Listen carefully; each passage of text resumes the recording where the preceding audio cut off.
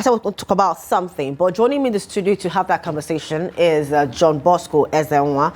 He's a business development consultant. Good morning. Thanks for joining us on the program. Good morning, Chama. Good morning. Okay, so before we get to our conversation, what do you think about this new centralized project of the NIS producing 5,000 passports daily? Well, it's interesting to see that Nigerians have looked forward to something like this, where you have capacity, where you can walk in and get your passport in one move. And so having that kind of facility that can do 5,000, they can do 5,000 daily is a plus. Of course, you know, Choma, that Nigerians want to have passport. So the passport, in a way, is more or less like the ID that we use in our bank opening and every other thing outside of the NIN and all of that. Everybody want to own a passport, hoping to travel one day. Yes, hoping to travel one day. You know, you could be able to go anywhere with that. Okay, it's a good thing, you know, but then one of the questions I'm asking for people, probably asking out there, so what happens to the other units in other parts of the country? What happens to those other places where they produce? If we're now producing, you know, right here, centralized place in Abuja, beautiful thing, lovely, we'll start producing more.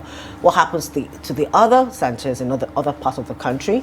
What happens to delivery? How will you know, because it means if you do it, you have to go to Abuja to print before it comes down to Lagos. The whole dynamics, and that's what I'm understanding from what the story says. Well, I don't think that will change what is happening in the states where passports are issued. Just that a lot of people love to come to Abuja anyway, so that you know, a lot of people would do all of that travel to come see the beautiful city of Abuja. Sometimes it's the first tourism before you hit abroad or any other place. So, but I think the other centers will take a cue. They maybe reduce traffic in those centers, and then they can develop at their own pace. I think it's a step in the right direction to have a facility where there's capacity, and also other states, yes, for some time they may lose that patronage from persons who are using them, but it will also boost the economy of the FCT and Abuja, while the states will develop at their own pace. And I tell you, and I'll say it again, I know a lot of persons, their first passport, they come from everywhere to come to Abuja to get it done. And so they can get it done in real time, get it done quickly, and return back to their states. Okay, all right. Okay, so you've heard that. Now let's go to our conversation today. There's been some story about an organization that was created initially to solve a problem. However, it had a 10-year lifeline, but this is 15 years after, and they're still there. And we're talking about the AMCON. Now, the AMCON was originally set up in 2010 as a one-off intervention for the banking crisis, meant to buy bad loans, that's non-performing loans, recapitalize banks, restore market confidence, and then wind down after about 10 years. But by 2025, it is still in operation, with its mandate extended and charges still being levied on banks. Now, what is this levy? Banks actually pay a levy into AMCON via the Banking Sector Resolution Cost Fund, 0.5% of assets plus off-balance sheet exposures. Now, in 2023, that was about 367 billion naira officially, but other estimates based on shares of individual banks suggest the true burden is much higher. The levy reduces banks' profitability, possibly cuts it into lending capacity, or makes cost of credit higher. Poor debt recovery is one of the things again. Despite years of operations and huge inflows, AMCON has struggled to recover a large portion of the debts it's acquired. One article noted less than 52% recovery of acquired performing assets, which is lower than original assumptions of 72% on average. Now, when AMCON bought the loans, the bank sheet has a large negative equity. AMCON was not meant to last forever, but the legal operational plan for winding it down has not been clearly executed. Some stakeholders, including past AMCON heads, lawmakers, have called for certain firm terminology being used is sunset date and winding down operations.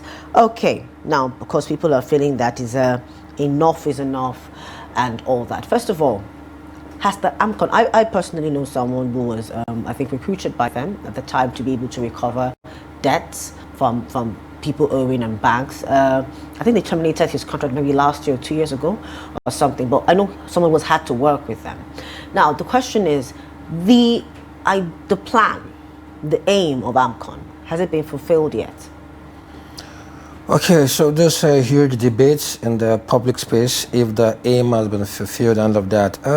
Yes, AMCON had like a time frame to do all of this work, but it's not over. The job is not yet done. There's a lot of debt out there. There's a lot of asset to be recovered. And so if you ask me to say, is AMCON duties done? No, it is not.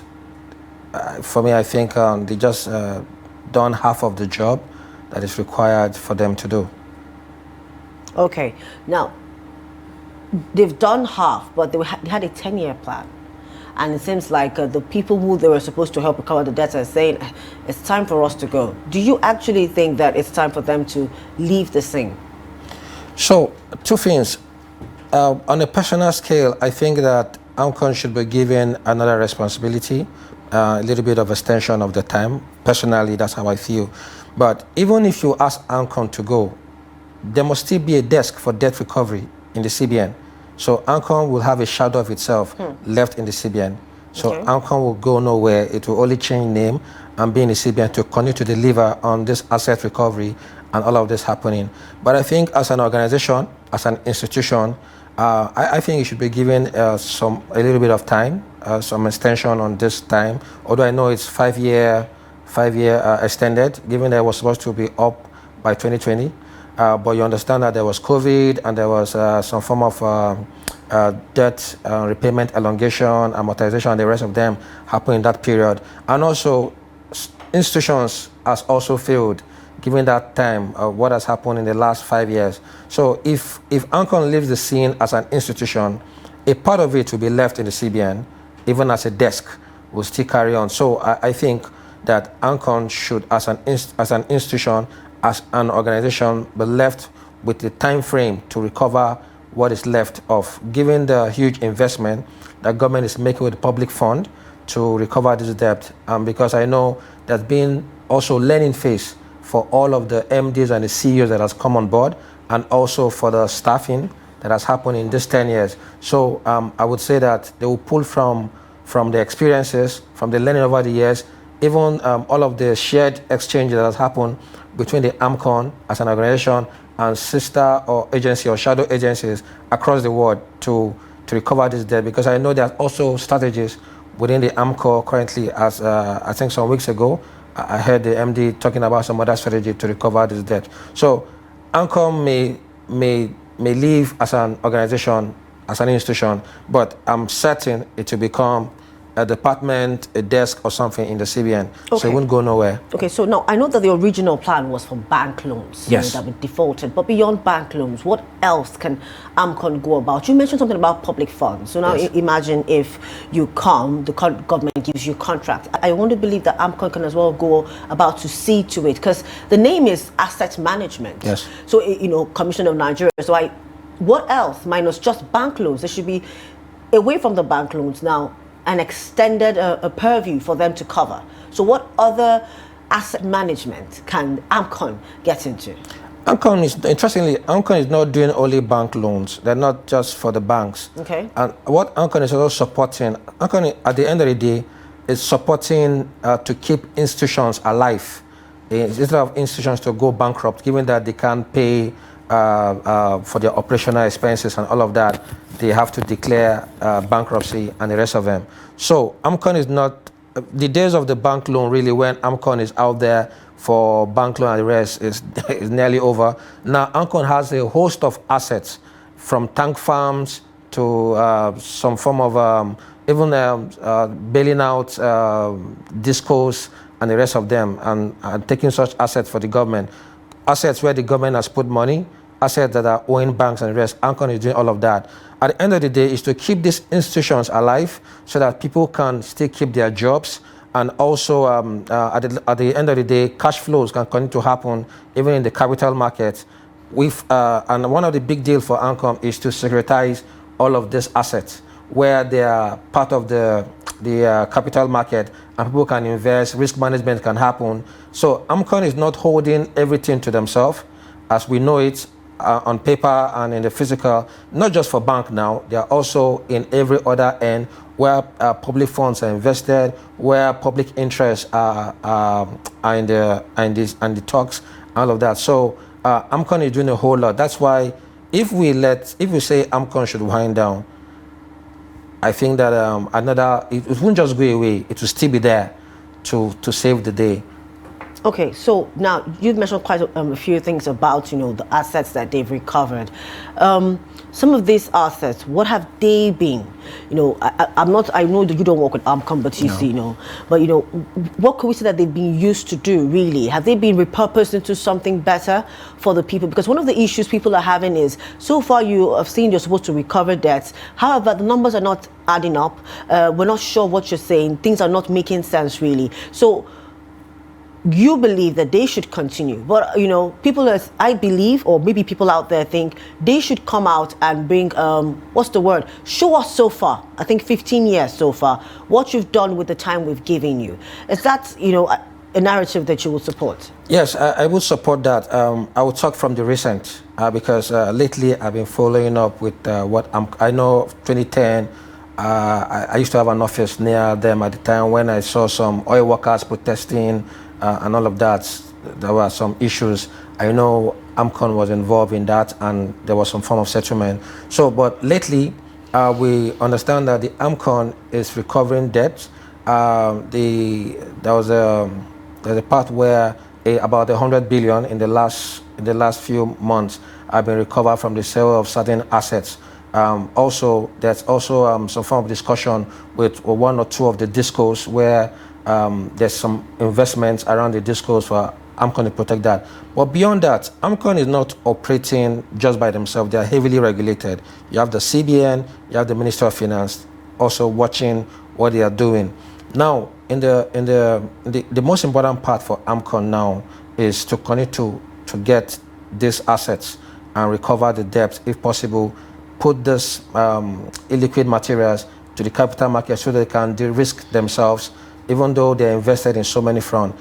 And this is ongoing, as I know it. Certain jobs have been saved in the last few months. Certain jobs have been saved, and there's still a host of assets that the AMCON is holding on to. And just recently, they can now begin to sell such assets to recover the funds within, because there was no board for a while, and the AMCON board came on board, I think, a month or two ago about that. So now you have a board that can now oversee all of this so that public interests are met, so the government can recover, because huge investment by the government has been put in the AMCON all of these years. It's not small money, but also you have to also look at the assets or the non-performing loans and the failures in the asset that they are chasing.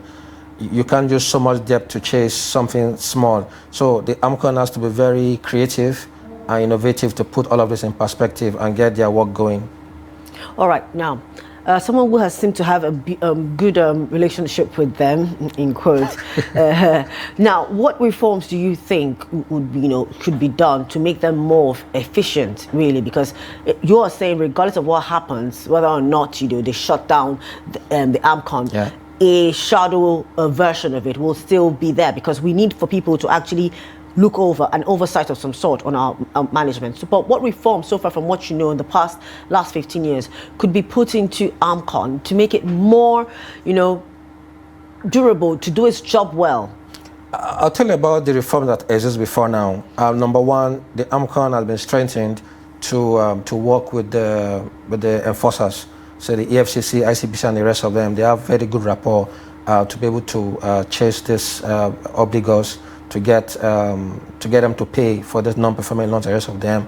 They have also improved their learning curve all of the years, watching what sister agencies are doing.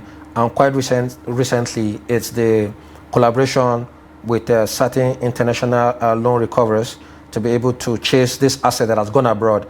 The most interesting thing is that most of the dividends that should have come from the cash flow of these assets have left these shores. in properties and real estate outside of Nigeria. So the AMCON is chasing all of this from what we see from our research and what the AMCON is doing.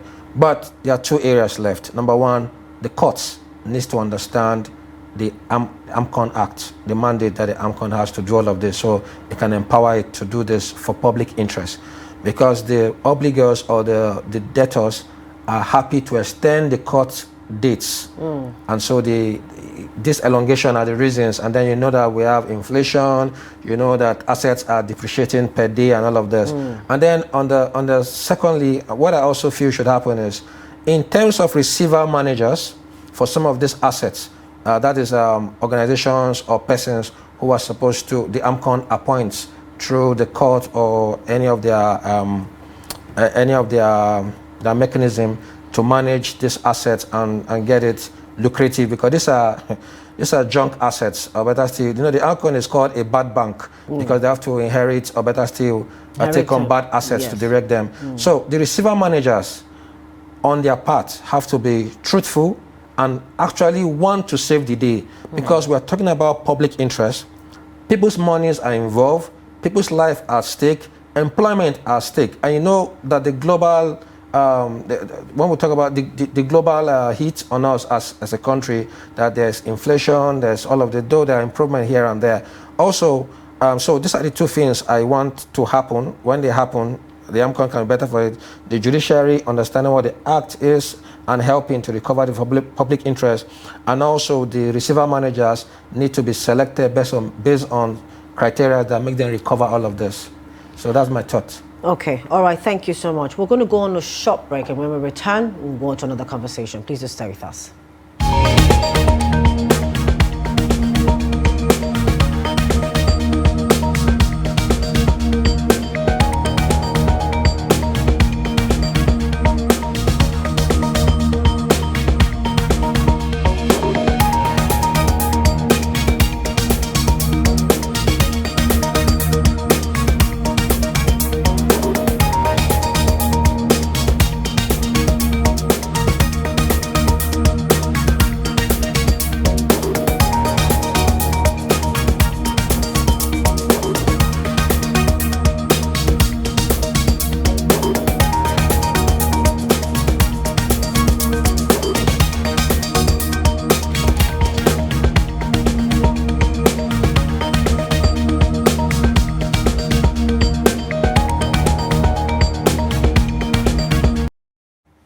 Welcome back to Business Daily. Now, before the break, we were talking about the Assets Management Corporation of Nigeria, AMCON, you know, actually had an establishment for, or duration for 10 years, but this is 15 years after, and people are beginning to call for a rethink, you know, a review of that whole thing. But my guest in the studio here, Johnbosco Ezenwa, believes that even if they were to, you know, pull down the building, a small boys' quarters should be left to still be able to manage the situation. You know, maybe an aspect of it should be maybe with the Ministry of Finance or the central bank to please manage assets management. That's the stake. And of course, I think it's a very good, you know, one too, for them to be able to diversify beyond just the bad bank loans and into other assets management and all that. Now to our second conversation, the Dangote Refinery. A conversation has been coming up, you know, recently. He's been in the news a lot in the last few days and few weeks. That with the NUPRC, that with the, you know, petroleum support retailers, all that story last week. You know, I think we had that on the program last week. And the question that I'm going to start with is, Dangote Refinery, a monopoly in the making or a catalyst for Nigeria's energy independence?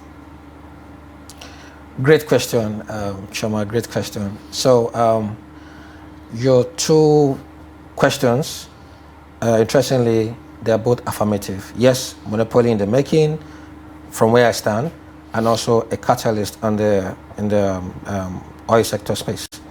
Why is that? Dangote as an individual is an entrepreneur seizing opportunities where they exist, and that's the role for the entrepreneur, to improve the economy as deemed fit and how they can. And so the entrepreneur's job also is to go through all the hurdles government policy, human nature, and all of that. So monopoly will happen eventually. From where I stand, from how we see it, will happen eventually. It may not be the true intention now, but now the Dangote Refinery is working. Nigeria have always wanted a refinery that works. Now we have one that works, not just doing its bit here in Nigeria, but also doing its bit internationally. So there's a refinery working. There's product. This product is here eventually. Then catalyst for the economy, yes, because economic activities will build around that refinery. It's just like where you have water, people migrate towards water. Now the refinery is there, all of the economy in that sector will go towards that space, unless there is some other investment, some other place in that capacity or close to that can be alternative for the public and the other people trading in the space. Now, as Mr. Ezenwa here has said, due to what's happening on ground, and of course we all know that our own government-owned, Nigeria-owned refineries are actually down. At least that's the story. Although monies have been put into these refineries, Warrior and Port Harcourt, for them to come upstream again, but after a while, the story is not quite encouraging. However, Dangote has come on board, and the 650,000 barrels per day refinery it's been delivering. Just even yesterday, we had on the same program one of our top stories that it's actually delivered petroleum to America, about some hundreds of thousands of fuel actually to America. Now, one of the issues that have happened last week is the issue of the retail version of the story. You know, now that's it. Now he is left just refining. He's now wanting to go into retailing, maybe not owning a filling station yet, but more like having trucks going to, where we saw all that drama between him and the union. So what do you actually take of it? Did you think that the union had the right to say, no, this shouldn't be? Did they, and all that? Or do you think Dangote wasn't right to say, I want to be able to move fuel products across the country easily without trouble to people? Okay, so interestingly, the union exists to protect their members and also champion for a collective interest. Okay, so what is the interest of the union? That should be the question. And so Dangote, as a business, have purchased some trucks as well to deliver a product around the country. He has this product. He can't have them waiting. That entrepreneurial mindset has allowed him to want to take the product and convey them to the eventual consumers. Else, you have product on his hand. And so it's in that thinking that I believe that all of these discussions have come up. So the union are protecting their interests. And I think what should happen is about interest. They should come to a compromise, the union and the Dangote Refinery. Given that the Dangote Refinery, or by extension, the product unit, where the product available, should come to understanding that we want to get our product to the people. And so standardization, I believe that standardization is the issue here. So maybe the organization is not at home with the way the union do their work, else they should be part of it. If the union are not trucking for the government refineries currently, or trucking for some other people, they can get in line and be part of the system that exists. I understand also that there have been purchases of trucks by Dangote Group and the rest of them. So they can come to a harmony because the union already have the experience to take this around. That was the issue. So yes. The issue was, okay, you have trucks. We want your drivers to join our union. And of course, Dangote, the story, according to them, was, well, you shouldn't join. But there was a lot of meetings. They were going to go on strike, but the government, came into the conversation, and that was douched. And it seemed like they went back, they reneged on the earlier deal. And however, somehow there was no strike. Things are working supposedly well. So the union is insisting that those drivers of those trucks have to be members of their union. Yeah, so this is where old meets new, in my view. The union has a way of doing their things, and so there's a new system. So this is bound to happen. It's called storming. It happens in every organization, any place. I want to do something differently. The people who are there before will resist me. But I'm sure that with all of these dialogues, all of this talk, they will come to a consensus. That's why I talked about standardization. I talked about way of doing things and the reach that the organization want to make. So maybe it's the belief from all of the analysis that the union may not truck this product to where they want it. The union are also worried for change, worried for changes that will happen in the way they do things and all of that, which is normal. So for me, I want to see where there's continuous dialogue to see how the Dangote Group can be part of this, because it also strengthens them.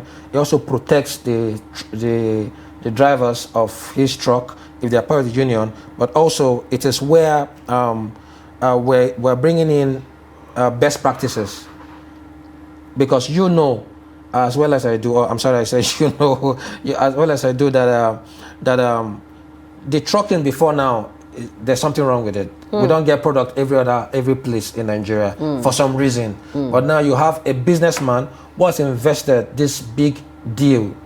He needs to get his product everywhere. He needs to sell product. I'm sure he will stop at nothing to make sure this is so, because in the Dangote refineries, there's loans involved and all of that. There's a lot of investment that people's money, institution and all of that, you know, and the goodwill that is enjoying currently are put in perspective. So this storming will happen, but I'm sure that this phase will go, because the products will actually change the economy in Nigeria. If you notice, even the prices of commodity have gone down and may continuously drop for some good reasons or for some good measures. So this dialogue must continue. We do not want this gain recorded. On a personal scale, as a Nigerian, I've also benefited between now and some months ago, given that each time I go to the filling station to buy petrol, I see that there's a drop. I'm happy for it. So these two people must come together for the interest of Nigerians. They must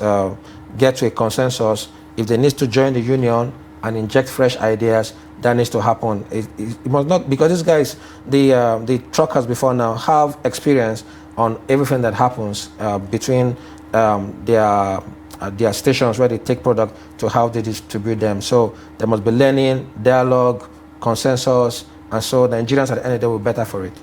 Okay, so I want to go back to your earlier answer when the first question, when you said that maybe not now, but in the long run, monopoly is likely to be the case. Now, my question is, how can we avert that situation, especially the Nigerian government? How can that be averted? Okay, so two parts. On the part of the Nigerian government, I think the Nigerian government is also invested in some form of refineries as well. We still have the Nigerian refineries around that are trying to pick up or trying to survive. So the government should also take a cue and really make their investment become worth it, so Nigerians can benefit across where we have these refineries. I also know that the Nigerian government is invested also in some modular refineries that will be some form of PPP, and the rest of them, they need to come mainstream. It shouldn't be on paper anymore or semi-completion phase. They need to be in reality and start putting out this. And also individuals who have the fund, because I don't think Dangote is the only richest man in Nigeria. Individuals who have the fund should also put their best foot forward and put their funds in this sector, hold one or two refineries, make them operational, because there is actually need and use for this product every day. It's an essential commodity that every family needs, every home needs, the economy needs. So if this happens, then we can checkmate monopoly. Else, monopoly will be the order of the day. Now, one of the other things that have happened since the Dangote Refinery came on stream is the whole pricing. So he reduces the price, the NNPC, reacts to it, that reduces their own price. It's been happening back and forth. Now, would it be ideal to have some sort of regulation about this, where this is the pricing, whatever you're doing, this is it? Well, I don't know, maybe because if government comes into the picture now, it would seem like it's been something government is forcing on people, yeah. But to maybe enable it, So I think it's a free market, and given that, again, the entrepreneurial drive on a personal end, outside of an institution, on a personal end. Production, nothing beats production. Once you are able to produce and stay within the ambits of your cost and pricing, and you're doing well in all of this, you can manage the price. You can manage the price. About how sensitive you are to the market. It's about your sensitivity to the market. I can change my pricing for little profit and do volume, or I can do less volume and get more profit. So now he has the stake. If it was a game of chess, he's doing well in the game of chess with the government. I think government's role actually should be to regulate, to make sure that there's an enabling environment where he can do this, and also ensure that all of the products are meeting best quality and best standard. You know, that's the least the government can do, if you ask me. And also make sure that there are no favors within. Why the government also fixes the refinery on their own purview or sell them. Else, monopoly will happen if all of this are not done. Government regulation is key, just to make sure that the enabling environment is there, that all players can still play, and so that one person do not shut people out. Because when you shut out some of the players in the industry, of course, you're bound to have unemployment, which becomes a problem to the government. You're also going to upset public interest and the balance in society. Okay, so you mentioned that the government should be a good regulator. Now, the question is, do you think that the government arm, of course, being NNPCL, do you think that they can effectively actually act as a regulator and as a shareholder at the same time? Okay, so it's business, but I think they can come to a point how to get this model right, because, you know, at one point they were also invested in Dangote. And also at another point, the stories were different. We didn't invest, we put 1%, we didn't do all of this. So Nigerians also need to know where everybody stands. This now, it's a crying shame really that we are blessed with the natural resources, and we can't have it on a cheaper rate than any other person in the continent. But again, in the long run, things will pan out, everything will become okay. Government will continue to play its part as a partner and also as a regulator. This is possible, this can happen, but because the government is also invested one way or the other in managing all other assets within the NNPC, the oil wells, distribution, importation, these are a whole lot for the NNPC, and it's even a company currently under the government. So it should find a model to incorporate all of this and how they fit and how they can play. Okay, now the Dangote Refinery, let's look at it. Can it actually help Nigerians improve our naira, you know, in the FX market? Okay, so seen as they're now, of course, exporting fuel to, you know, yes. How will that impact us, our currency? So it will impact us, to the positive, but there are other things involved. Now, in the positive, you know, Nigeria have always spent billions of dollars to import petroleum products all of these years. So fast forward with the Dangote being there and that end of things, say if it was the subsidy and all of that, we have been able to save some funds from that end. And if you notice, some of the marketers are no longer importing directly anymore. You know, now Dangote is the beautiful jewel in town. Yes, it is saving the Nigerian government the excess use of our foreign exchange to actually import and all of that. So, but don't forget that the Dangote Refinery, it's now a business doing its own thing, and also its existence very close to the free zone gives it some form of leverage. So if you're doing dollar transactions, yes, the government gets, but there are some incentives that come with the free zone status that it will also enjoy or enjoying currently. So government only had stopped spending money on one end, but you can talk about Dangote is also importing some crude at some point and also exporting. So it's a business on itself. We cannot so much look at that. We can look at it in terms of taxes and all of that. But government has saved costs importing crude products. Okay. My final question to you, we'll go back to your first response. Peradventure, we eventually get to that point where it becomes a monopoly. What is the worst case scenario? for our economy as a country? I do not worry about a monopoly if there is availability of what I want. Now Nigeria can also diversify.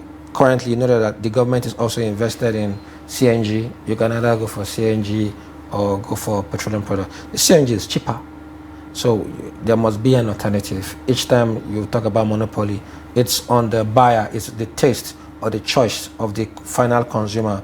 Do I want to stay with this or stay with that? So I do not worry so much about monopoly, but the worst case scenario for me will be if monopoly becomes a tool to oppress or suppress the populace or the consumer.